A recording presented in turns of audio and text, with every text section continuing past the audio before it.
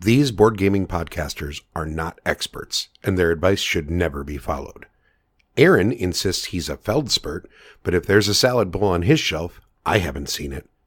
Also, this show isn't for kids, which I mention only so the Haba babies out there know how cool they are for listening. What's up, you cool baby?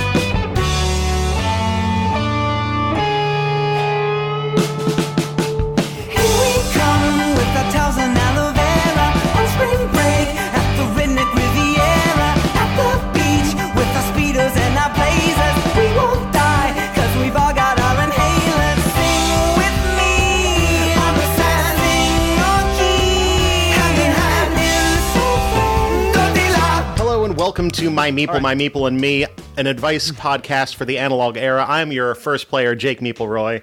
I am your middleest player, Aaron McElroy. And I'm the player who's going to win it all, Alex McElroy. Well, welcome and thank you for joining me and I guess yourselves on this inaugural episode of My Meeple and Me. Friends, I want to extend an invitation to you. It is roughly 5 o'clock here on the East Coast. I know you are far away, and that makes it difficult because you're not allowed to drink until 5 o'clock, but I'm offering you the option to begin drinking at this time, so you may have a little fun with the podcast today. You know what the best part about being unemployed is? You can drink anytime you want. It's 5 o'clock everywhere when you're It's 5 unemployed. o'clock everywhere at all times. Well, that's very good. I hope that you are all ready. This is, as we said, an advice podcast for the analog gaming era. We are going to answer some advice questions sent in from listeners and hopefully give you some amazing wisdom that you can take back to your gaming group and, I guess, use that to win or to have a very good time. Yeah, I think it's more about everyone having a good time. We're not going to give you tips on winning because none of us are actually particularly good at games, and so I don't think that advice is going to come through for anybody. You, sir, are way too presumptive. I already have proclaimed myself the winning player. So that's true. He did, in fact, I'll give you advice on player. winning. Just don't listen to those guys. Well, hey, in advice and games relationships, we can all be winners, but I guess Alex shall be the most winner today. So, would you like to start off with the first question? Yeah, throw us a question. All right, I have a question here. While playing games with my spouse, we often invite my friend and fellow podcaster over to play games. I should note that he is 6'5" tall and much larger than I am. I'm worried that my wife is checking out his wiener during our game sessions and prefers his over mine.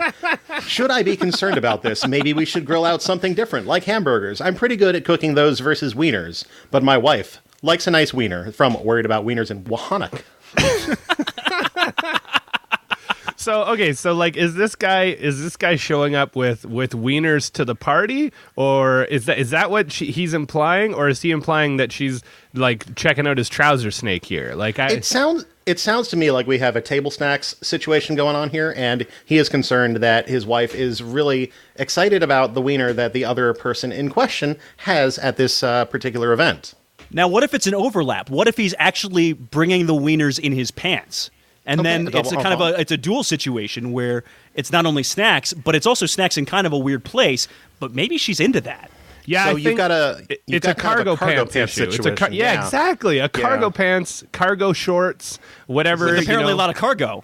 Mm-hmm. Yeah, a lot of cargo in his pants. A little bit extra tagging along. I think that the very first thing that we can do there is maybe it's time for your game nights to institute a dress policy. Obviously, you want to have a nice, fancy, formal event. You're really into the gaming hobby. You want to do something nice. You want to have a nice professional game night evening. The very first thing you need to do is institute that dress code and possibly banish the cargo shorts entirely, thereby eliminating the opportunity for the wieners to be sneaking in. I think every game night should be full tuxedo. I mean, if you really want to make things special, right? I mean, rock a Casino Royale, something like that. No problem by me. No, I don't think you need to, put in this dress code. I think what you need to do is get some revenge.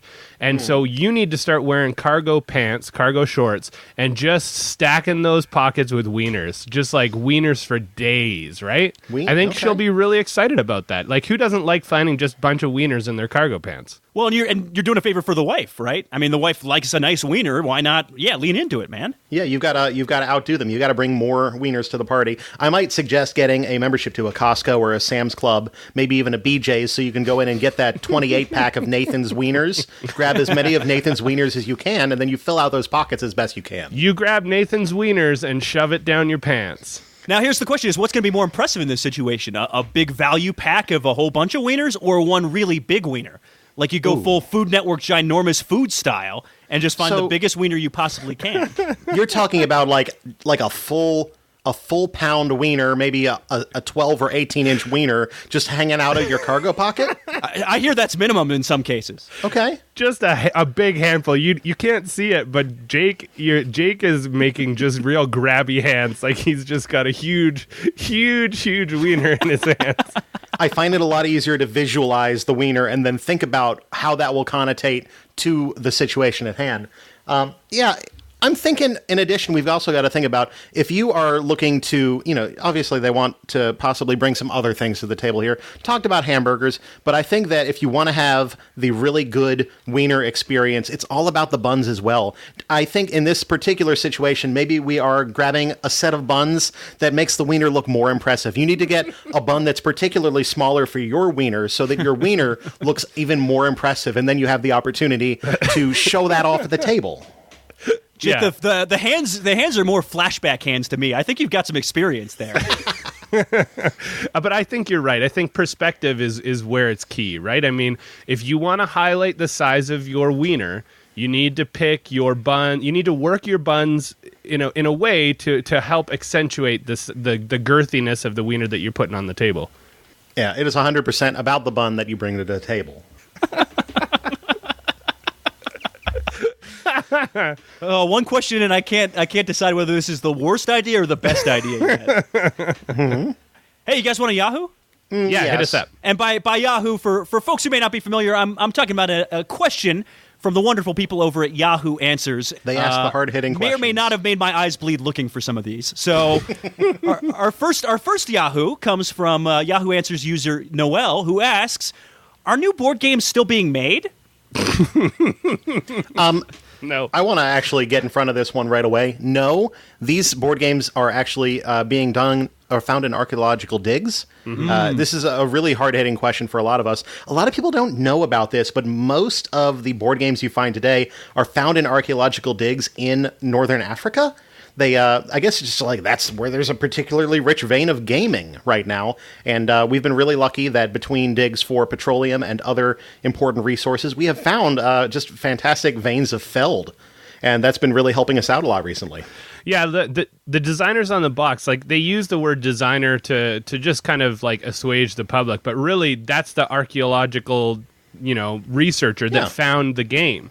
And so they're the ones that interpreted the game into the rules that we have. So yeah, these are thousands and thousands of year old games that are hitting the table. Like games like Arcadia Quest, that's a game that's been around for generations of time. They mastered plastics. Like the Egyptians mastered plastics centuries and centuries ago. I don't know like what people are thinking nowadays, but they had access to petroleum. They could create these beautiful miniatures very early on. So no, I mean, this girl is right. Noelle, you're right. Like there were no games being made now. Like this is old news, guys. I hear Mesopotamians were a huge fan of worker placement. That was really the key mechanic that civilization mastered, made their own, perfected.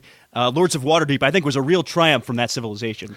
And obviously, that's why we have so much thematic focus on that area of farming. I mean, what do you do? What are you worried about thousands of years ago? Obviously, eating. That's what you care about. And so that shows through in the games. Obviously, people like this is pure basic historical science. I don't know. I don't understand how people don't know this in our hobby. I wish someone would come up with a new game, right? That'd be really nice. Yeah, it's not the kind of thing that they like to talk about. And to go back to your comment about the ancient Egypt, they were masters of petroleum. But one thing we've learned throughout the ages is that they were really, really bad at drawing, and that's why you see such a disconnect in the hieroglyphics of today that have no resemblance to actual people. And obviously, your really high quality miniatures from the Simon Expedition Company that obviously completely represent the people of the time with giant heads and tiny bodies. Yeah, and massive breasts, obviously. Massive. That's like both men and women just very well endowed in the chestal region. Over time, our bodies have changed and evolved to these weird, more like amorphous, shapeless blobs like I have. And that's just how gorgeous people were back then. I've always found it really interesting if you watch some of these really crazy archaeologists, like your Vlada Hvatls in the world. They travel so far and are digging everywhere in the world. They continue to dig up and unearth these amazingly different things from all over the world. You just gotta really watch these new and up-and-comers to see what it is that they're finding. Big props to the Spiel Committee, the greatest historical society, quite frankly, in the world, as far as I'm concerned. I mean, to unearth gems like Exit this year, that was quite a find. Yeah, I mean, did you not notice, though, that obviously Pharaoh's tomb was just a complete ripoff, right? Like, I mean, they just were like, the Egyptians were like, oh, Amun-Re was there. Let's just tell a story about, how Jim got lost in his tomb and barely made it out. Like, that's an easy fix. And now they're making, thousands and thousands of dollars off of Jim, and he's long dead, right? It's crazy. It's ridiculous. I think it's a real sham that these families from these long lost civilizations aren't getting a cut of the sales that are taking place nowadays. It's real thievery, in my opinion. It's completely abhorrent and unacceptable. But we continue to play the games, and I think that's what's very important for us, specifically only for us. Yeah, morality-wise, I don't care. Like, I'm still buying the games. I mean, it's not going to stop me from having a good time, right? So there is a player in my gaming group who is the traitor well more than is statistically likely. He is usually the Cylon in Battlestar Galactica, the Insider in Insider, etc. In real life, he is a very nice, reliable, helpful guy, but I can't seem to ignore the facts that he can't eat many normal person foods like cheese and Brussels sprouts. Is this a long con? How can I tell if board games are trying to warn me that my friend is actually an evil traitorous robot? And that comes to us from Neither Beep Nor Boop in North Carolina. I think you can't ignore these signs for too much. I think this person already knows the truth and just doesn't want to admit it. This person is actually an evil traitorous robot, and you got to get on that problem right away. Have you ever noticed, like, listener, that this person avoids magnets a lot? Like, anytime someone pulls off a magnet off of their refrigerator when they're getting a beer, like they kind of run and cower, or like, is that an issue for them? Do they avoid any power plants that might have a high levels of magnetism, anything like that? Is it because I mean, if I was a Cylon or some sort of evil robot, obviously I'd be terrified of that. I think that there's a real opportunity here to exploit the programming you think is inside this person as well. One opportunity you might look is maybe try to get them into a game of the game called The Game. Not a game, but the game. And then maybe start getting the cards out in a certain arrangement so that you've got maybe like the 10 and the 20 and everything on the table, and just yell all of a sudden, go to 20. And if they like suddenly go towards the number 20 card on the table, I think that's a good way to tell maybe that person is in fact a robot programmed on the basic language. Now, okay, is it that big of a deal that this guy is an evil robot? I think really what you need to do is you need to find your smartest hackerish friend. And what you need to do is break into this person's, or sorry, it's not a person because it's a robot, but break into not a person. This being's hard drive, and you can hack it and start working in some new codes so that, I mean, you could do codes that are going to like entertain you. Maybe he accidentally like drops his pants in public every once in a while, or he spills drinks on other people in a comedic fashion, like just something like that. Or you could turn it into a thieving robot that can help you break into banks. I mean, obviously, their skill level would be just based on their hard drive and their programming. So, like, you could turn it into some sort of Tom Cruise-like thief that could sneak down through the rafters and avoid all those like cool lasers and essentially film it probably and turn it into a movie too. That would be great. I think your priorities are all wrong here. If you can reprogram this thing, and guys, this is why I'm the winning player on the show, you reprogram it so it helps you win at games. Okay. Yes. Well, right? We do have a number of Gaming World Championships coming up real soon at Gen Con, so this might be an opportunity to get that being, quote unquote, on your side so that you can maybe put them in as a ringer. Maybe they've never played a bunch of, very important games before that are having these tournaments. This is your opportunity to put them in, maybe just give them a starter Magic deck, but they can figure out how to get all the right cards in there and then potentially win it all for you. That's actually, yeah, you definitely could exploit this human being. I mean, I think in general, exploiting this, not human being, sorry, robot, that you're taking advantage of them in the most, helpful and healthy way of exploiting them for their personal abilities and making as much money off of them as possible. I think that's a healthy decision, right? Hey, Alex, how about a Yahoo? Yeah, I got a pretty good one, and I think this is one we might actually be able to help out with. We've been very helpful so far. Thank you very much. Yeah, but this one we might actually really help someone here. So this is from Johnny Tsunami, and Johnny Tsunami says, "How do I get my friends to play Monopoly with me? They hate the game, and getting new friends is too much work."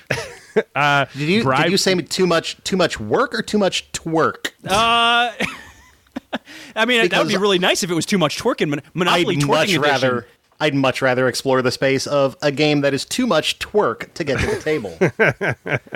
Dance Dance Revolution, the board game, would probably be a pretty good one, or Just Dance 4, the board game. Okay, what publisher's going to put that thing out, though? I think that game is all about, you have a card with a stance on it, like some sort of dance position. But really, what it is like each card has that. You shuffle up the deck, and then you slowly reveal, and you just have to like move those poses together and to the beat of the music. I think that. Now, I'm sorry that we're not answering this person's question. I think a twerking board game is a gold mine. And I think we need a TM. This is twerk that game or something like Legally that. Binding. That's ours. This is our game, so please don't steal it. That's gonna make us $1 bajillion. I think I might have to go online right now and buy that. Get us an URL. Twerking. So are you twerkgame.com? Well, let's workshop the name here. I mean, you've got the opportunity of maybe like Dance of Winter. Yeah, Dance of Winter. Oh, I think that would be too like zombie themed, and people would be scared to play it. I think you have to go with something light and friendly. That would work a little more. I think you just call it Shorty Got Low. There you go. Shorty Got Low. It's a great game. It's going to be up for Kickstarter really soon, guys, and I think that you're going to love it. So I think the real question at the core of this, though, is how do you get people to play games that they absolutely hate? And I think this is a situation where having a gun comes in handy. Yeah, definitely some kind of an opportunity to hold the people hostage at the table and let them know that they're going to play this game and they will be the loser. Right. I mean, yeah, they're not going to win, obviously. I'm going to need you to enjoy each and every moment of this game, and I'll be watching. I can smell it. Oh, if I don't see a bright enough smile on that face, you don't want to know what I'm going to do with the wheelbarrow. But it's not going somewhere nice. See, as a Canadian, I know that we're all brothers, and I just happen to be born in Canada instead of in America, like you guys. I don't naturally, move to the firearms as a to resolve any issues that I come up with.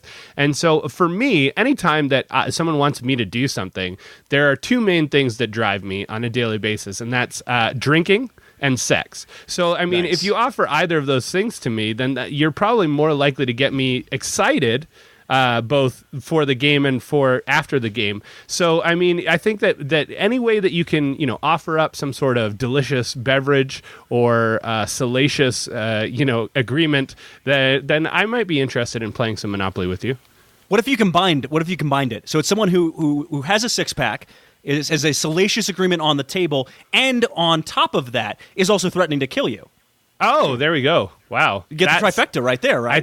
I think that's definitely something that you would go to jail for. I think probably any of my suggestions you're probably going to go to jail for. Yeah, maybe don't do that. I think that one is one that we would probably take off the table. But you know what I would put on the table is my naked body to really draw people into playing Monopoly with me. What about long-term psychological reprogramming? Like, you break into their house and you whisper in their ear every night, "You want to play Monopoly? You want to play this?" And go from there and see if it ultimately sinks in. And at some point they'll come to you. Maybe that's the best way to go about it. And you leave Monopoly money around their house. You like constant reminders, talking about, I acquired some new property today. It was a really good time. Oh, I went past this place called Go downtown. It was really there's fun. Free parking today. It's beautiful. Free parking everywhere. I visited. Introduce them to your new friend Marvin Gardens, Mr. Gardens. To you.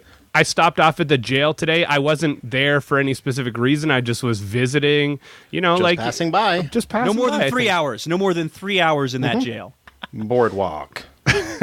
Park Place joke. Up. I got it. Gentlemen, our perfect idea. Ticket to Grind. There you go. Oh, man. The twerking he card brought it game, home. applicable for everybody. Ticket to Grind. We have a customizable card game setup. Oh. You buy your booster packs. We can call them booty packs if you would Booty like. packs? So you're getting that selection, and in each deck, you've got a selection of cards that you are trying to outdance the other player. You have to serve them with the perfect card. Maybe you're, man, I just realized I don't know how to dance. But maybe building you do a routes swing to fun. dance move. You're building routes to sexy fun. Okay. Yeah. Okay. By the way, Ticket to Grind Europe is going to be a hot commodity. Yes. Ticket to Grind Nordic countries. That could work too. Okay. Nope. Not a good joke. I'm not sure if I'm interested in Ticket to Ride Pennsylvania. I feel like the flexibility of the That one people fell in off that a little area, bit. not as Not, good. not the Not best as good. decision. My board game collection has outgrown its shelf space allotment. Should I lobby for more shelf space with the argument that my wife has at least twice the amount of shelf space just for her yarn? Or should I just throw out half of said yarn and start placing games on the empty shelves? And if I go with plan B, will I ever get to touch a boob again? That is a question from Anonymous. Understandably so. I don't think you're ever touching a boob again. I mean, I think it's already begun.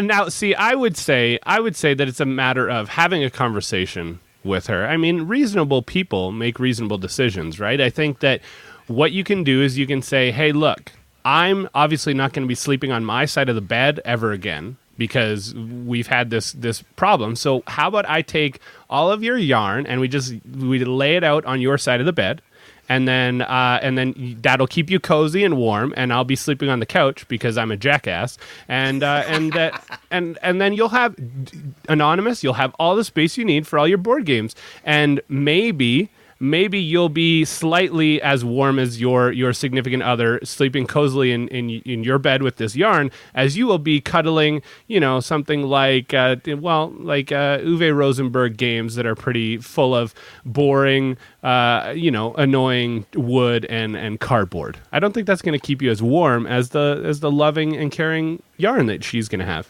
Okay, I've got a plan here that is going to get you to your goal of having more shelf space for you, but you have to sneak your way in. So here's my plan. So currently we've established a setup: 1/3 board games, 2/3 yarn, right? Okay.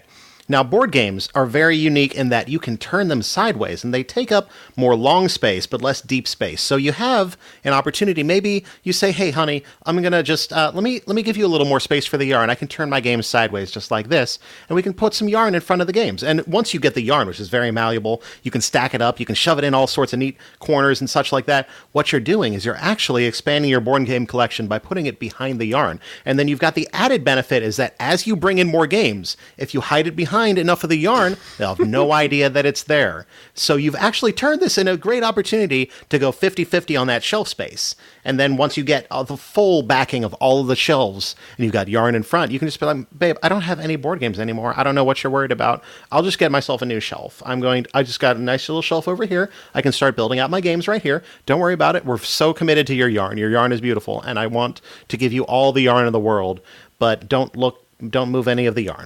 I'll get it for you. I'll get all your yarn. I'll get all your for you. yarn.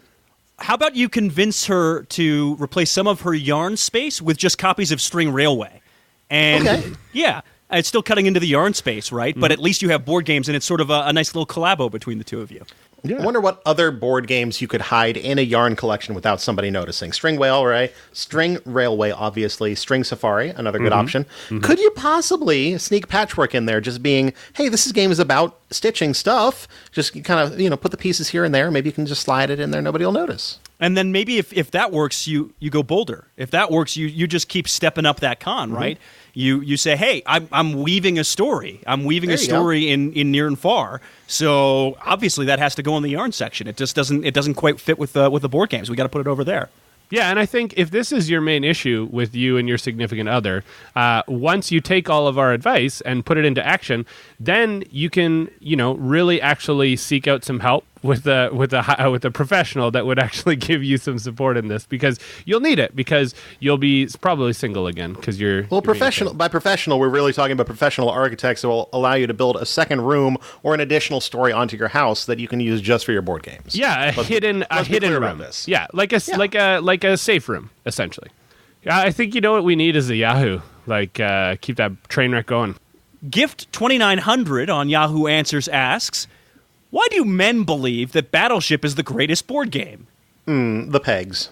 I think it's this idea of inserting pegs. That's like a male thing, right? They're like this idea of needing to insert pegs into holes. It's a problem that most men have, and I think that kind of comes from that. I mean, it's clearly a speaking for all men here situation, but everyone knows that's every man's favorite board game is Battleship. Clearly. Yeah, absolutely. I love not knowing where stuff is and then just yelling things across the table, potentially at my significant other, and saying, this is I stuck it in your hole, right? Like that's kind of what I would assume that I'd be yelling during this game. Now, when I was saying pegs, I was just saying because men really like the color red. So this has taken a dark turn that I did not quite expect. But I'm glad we've all learned something about each other here today. I'm just a really big fan of the color red, and the red pegs mean I am doing good in Battleship.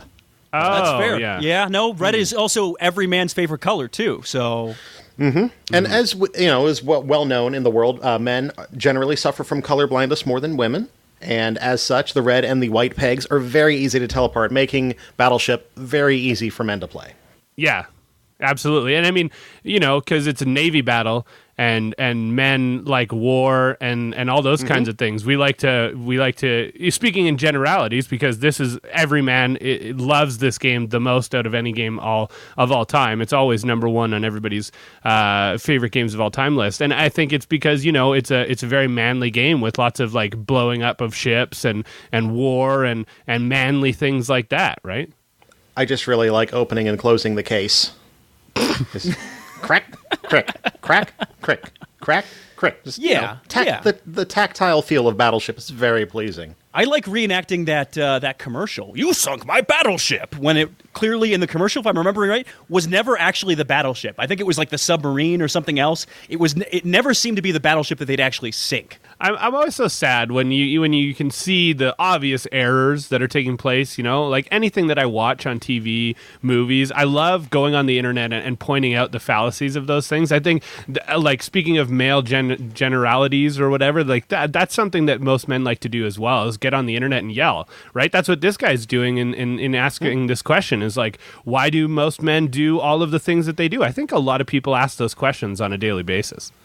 Whenever I explain game rules, there's always a comedian cracking jokes and disrupting the flow of explanation. This comedian is invariably the first person to claim that I didn't explain a rule. How do you control your compulsion to strangle this person? That is from Tempted to Throttle Twits in Toronto. I think I'm actually immune from answering this question because I am this person. So please don't strangle me. Well, I think it's very important we take a look at this from the other angle then. So, Alex, how have you managed to not die? Well, typically, as mentioned earlier, it's the being armed at game night. It's that if you come armed to a board game event, I mean that usually tends to prevent that thing. You can make any kind of joke you want, right? I know that's not the Canadian way, but that seems to be pretty effective for me. So it sounds like metal detectors are definitely a first step towards curbing the enthusiasm of the jokester at your game night. That's very, very costly. Could I just suggest some pat downs? Maybe we start beginning with some pat downs. Pat each person down as they enter into your home or game shop to see if they are equipped or not. And that would actually, like, going back to the wiener comment from the very beginning, you can kind of like slow that down too. If you're really convinced that some guy is coming in here with lots of wieners or weaponry ready to kind of allow those jokes to happen, you just do a good pat down and say, hey, you know what? Like, you're bringing wieners around my wife all the time here. This is an issue. And the same way, oh, you coming here to make jokes again tonight? Oh, you brought your switchblade? You can leave that at home. Because it's unacceptable, really. There's no room for that here. I think the trick, though, that they're really asking about is let's say this is person who's unarmed, which, by the way, as a board game rules explanation comedian myself, I can say is not a good idea. You probably shouldn't go into that situation without being armed. But let's assume this person isn't armed, has come out there without the proper planning and forethought. They're trying to avoid choking the life out of this person. Are there any relaxation techniques you guys have? Ways to just calm down, kind of chill out, be in the moment, or are maybe harsher measures required in that situation? Well-placed darts. I think as a parent, personally, I've learned to be able to cope when someone is purposely trying to ruin my day. With children, trying to distract, trying to get in my way of explaining things. And I've learned that you just got to take a moment. You got to breathe. You got to count to 10. You got to swear once under your breath, and then you look them dead in the eye and you say, if you say one more terrible joke while I explain these things, I'm going to throttle you with these two hands that I have in front of me. Which hands? These two meaty paws that I have. And you just make like that just slightly threatening reach towards them, and I think your problem's going to be solved for a while. I guess once you've had that first moment, all you have to do is really just make eye contact and do the raising of the hands, a very slow raising of your hands. You look at your hands, you look back at them, you look at your hands again, the hands tighten slightly, you look at them, grimace, and they'll probably get the message. I like how half of our solution so far involves some form of physical threat. I think, and hey, you know what? If it works, right? I don't want to apologize for good advice. Yeah, I mean, that is what you've come here for, is good advice, and I think we're providing it in spades here, and I think we're doing a good job. I think we're doing a service to this greater board game community. I'm very proud of both of you, the good advice you've doled out here today. Do you have any other questions from the the Yahoo service? I do have another one from the Yahoo Answers service. And this is a question from user not found. Unfortunately, this person has disappeared for some reason. You don't say. Yeah, the question is, are there satanic influences in some board games? And they further go on to ask, can anyone explain how demons and Satan influences a game, such as the obvious known ones, Ouija boards? But I will say this, they've already gotten some help on this from BibleSelector.com, who lists off Candyland as being a problem with gluttony, Monopoly, Greed, Clue, Murder, Chutes and Ladders, Sloth, Uncle Wiggly, unmentionable, Checkers, Lust. I don't quite get the lust one at the end. I don't know if someone can explain that one to me. Yeah, here, I got this. Checkers, you're leaping over each other to get to the end so that you can make that sweet sexual sandwich where you become the queen, right? And on most checkerboards, they have those interlocking pieces when you put them together, and it just feels so right when you just like slide them together like that. It just feels like it's made to be. And so this is another Battleship scenario here. It's that lusting for that moment of bliss at the end of the board, right? You're maneuvering across the board and you're hopping your way, you're clearing out the enemy just to seek out that moment of tantric pleasure that you find on the other side of the board. I think that's really what I mean. That's how I play checkers. Gentlemen, I feel like we're burying the lead slightly on this one. So this is a person concerned about the satanic influence of board games, and yet their account is no longer active. I feel like this may be an opportunity where we're too late to help this particular person. And the best we can do is hope to help the next person from getting their quote-unquote account deleted. Right, and look, we know some board games are fine, no satanic influence whatsoever, but some you really have to steer clear from. Absolutely. There is definitely some very severe satanic influences in a lot of Uwe Rosenberg games. I think Patchwork, you're sewing the quilt of evil together, and so that collection of buttons and that idea of like collecting all of these circular, some would maybe argue, if you sew it right, pentagram-like buttons all over this patchwork of skin. That's how I view whenever I play Patchwork. It's a patchwork of skin, right? It's very much like the game Chaos in the Old World, right? The map is skin, and in Patchwork, that's the theme as well. Patchwork obviously has been adapted for modern audiences after they found that in the dig. Couldn't really procure the original skin colors and tones, so they had to use, obviously, a modern analog. But I think another opportunity in Patchwork there is, obviously, this is a game that is telling you have the power to control time, which, as we all know, is the devil's work. Yeah, and let's add on top of that it's encouraging greed. I mean, you're hoarding all the buttons, and no one else is going to have any more of those buttons, those sweet buttons, and everyone knows the key to salvation is through buttons. Yeah, absolutely. Just numerous games that just promote the 7 deadly sins, I think, and the whole concept of winning that you were so eager to put out there, Alex, just really shows that you've already succumbed to the Dark Lord's powers, and I don't know if I can really connect with you anymore as my fellow Meeple brother. I got one here for you. I'm getting ready to go to Origins. Wow, we are timely if nothing on that one. Absolutely. I am going to try to follow the 1-2-5 plan: 1 shower, 2 meals, and 5 hours sleep a day. I'm not sure if this will allow adequate time for all of the shenanigans I plan on participating in.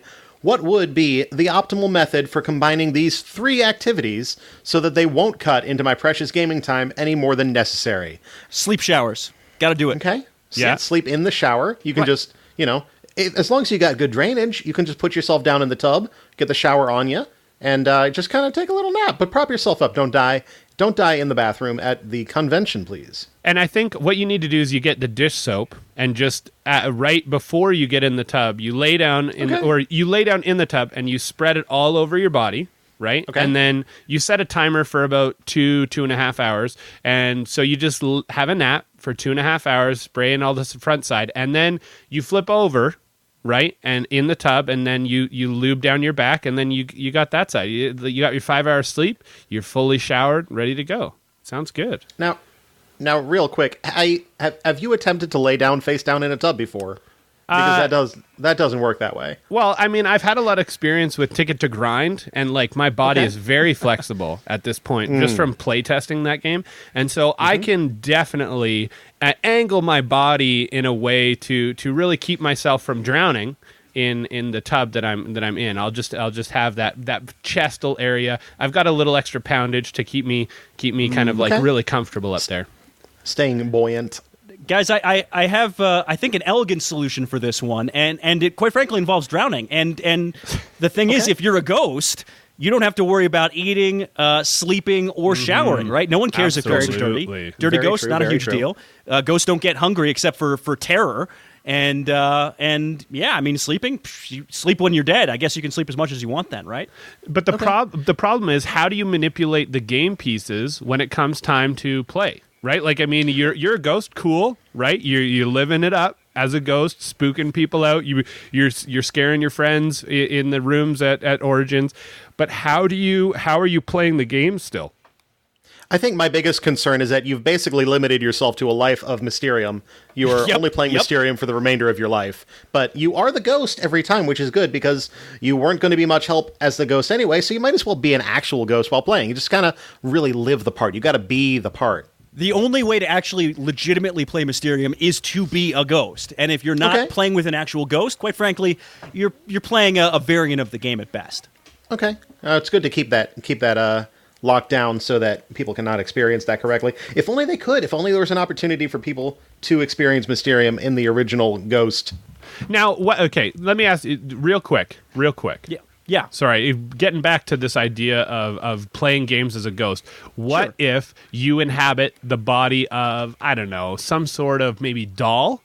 Like a haunted doll that could play the games for you. Your friends, yes, you'd have to convince your friends to pack you around because it's pretty hard as a doll to get around Origins. It's a pretty spread out area. But I think that as the haunted doll, you definitely could get some use out of it. And then when you need to fund your trip to Gen Con, you just sell yourself on eBay. Right, and you can just travel. I think really your idea of killing yourself inside, like dying, and then having yourself be a haunted doll as a ghost is going to solve all your gaming issues. I have an alternate suggestion.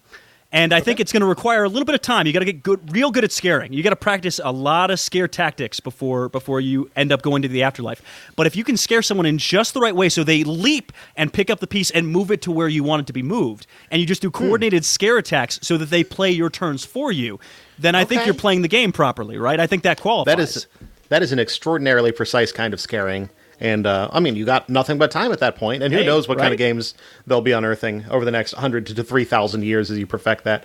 I just had a moment of longing when I thought about being a ghost at Gen Con and being able to move through the convention exhibitor hall freely. I just wanted to share that with you. There's nothing further, but boy, would it be nice to be able to get around that exhibitor hall a little bit easier. Through the mass of humanity? Yeah. Just ghost on through. Just ghost on through. Can I say the game Ghost Blitz could work really well with that scaring tactic too? That that precision scaring tactic. If you can scare someone just that right way, they're gonna win you Ghost Blitz every time. friends, listeners, and new enemies, thank you so much for listening to the first episode of My Meeple and Me.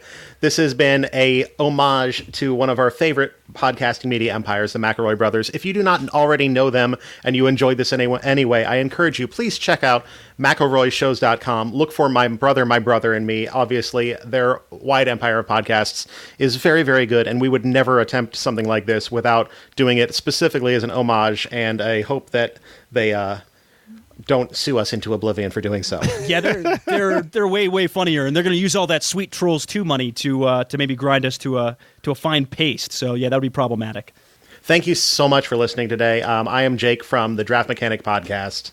I'm Aaron from Boards Alive and Date Night, or It's Date Night. And I'm Alex from the Dukes of Dice.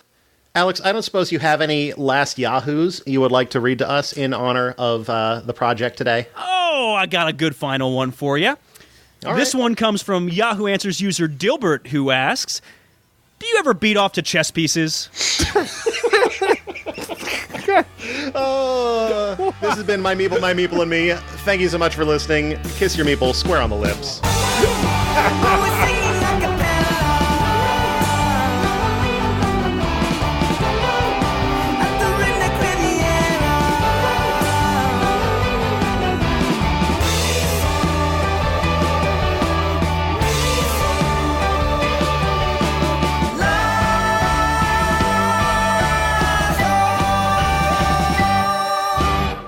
Just give me 1 sec, guys. I just gotta talk to my daughter here who just showed up. I like this. I've got something to go off of here. Just a sec. Okay. Sweetie, do you need... you woke up? Do you want to go tell your brother to go watch Pokemon or something? What do you want to watch? Paw Patrol? Okay. Benj! Can you put on a Paw Patrol? I'll let you... I'll come up and... don't turn your thing off. I'll deal with it in a sec. What? Okay, well, you can leave it on the battle and just go do Paw Patrol. Or actually, finish the battle and then pause it and then go to Paw Patrol, okay? Okay, go wait upstairs with your brother.